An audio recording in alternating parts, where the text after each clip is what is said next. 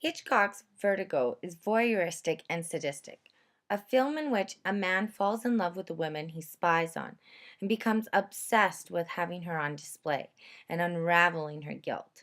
Mulvey would suggest that Hitchcock and Sternberg's films exemplify the process that a male takes to escape the threat of castration. Men unconsciously preoccupy themselves with the point of trauma by investigating the woman, which involves sadistic exposure of guilt, then pleasure from forgiveness. Or they turn her into a fetish object so she is reassuringly beautiful and not threatening. While Mulvey's work has essentially focused on feminist film theory, her contributions have not gone unnoticed from a psychoanalytical perspective. Mulvey's influence essay reveals the significance of understanding gender hierarchies and ideologies that still exist in entertainment media today. Her use of gendered discourse supports the notion that society has become naturalized into believing that masculinity is represented through activeness, and in order for women to be feminine, women are displayed as passive or perceived as an object.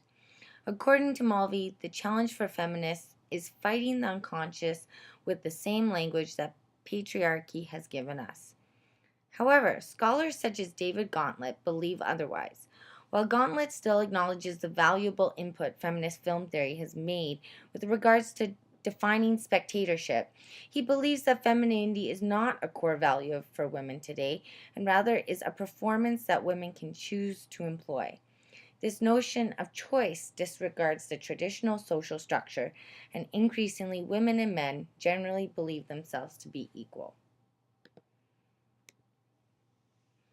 Gauntlet shows that in order to be speculative on Mulvey's approach, one must be familiar with Freudian concepts. Concepts such as the pedal and electral complex, a theory that tries to map out gender identity through the explanation of one's anatomy and their identification with the same-sex parent. Thus, the feminist film theory only contributes to the ideologies that exist from an essentialistic point of view.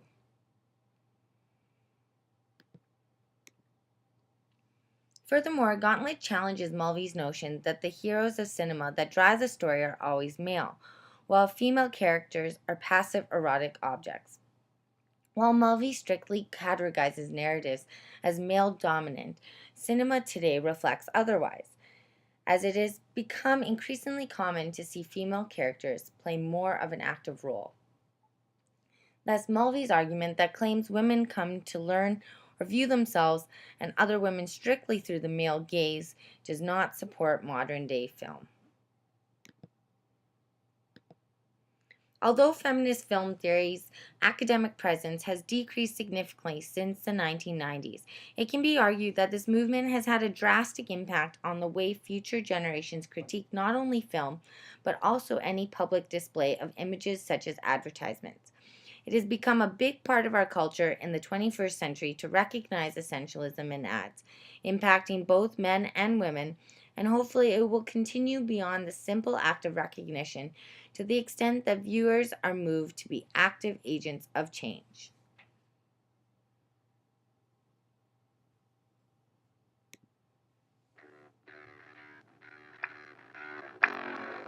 There was a time when substance was style, when men were unmoved by the constant current of the crowd, when they didn't drink their vodka from delicately painted perfume bottles.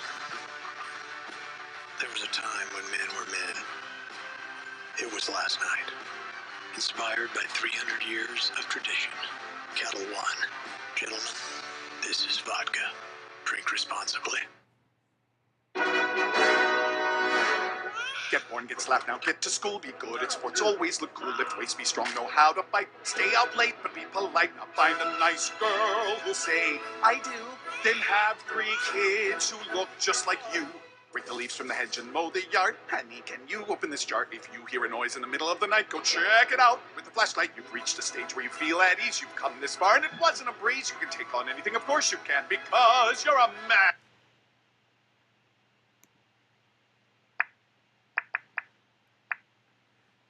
We'll now explore the connotation of masculinity through the representation of men in sports media. Western civilization has compared masculinity to physical performance with using words such as courage, strength, and power, and that the athletic male body is the ideal. Sabo and Curry argued that images dominating most sports entertainment media coverage are based on Prometheus, the Greek god, and other stereotypical images of powerful male heroes. The patriarchal values encouraged in sports media are supported by predominantly male audiences and serve to reinforce images of appropriate male behavior, and also conversely, female behavior.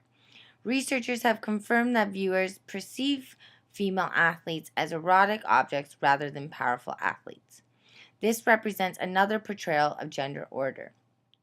Sabo and Curry define gender order as the historically constructed pattern of power relations between men and women, and definitions of femininity and masculinity that emerges and is transformed within varying structural contexts. Injury is an ever present aspect of professional sports, but broadcast media tends to reinforce the warrior aspects of athletes who play through injury or come back after injury with verbal praise or their bravery of toughness. As Sabo and Curry say, media representations of pain and injury among athletes, particularly in televised media representations, are ritualized expressions of power, and the athletes model behavior that reinforces stereotypes both within and outside sport.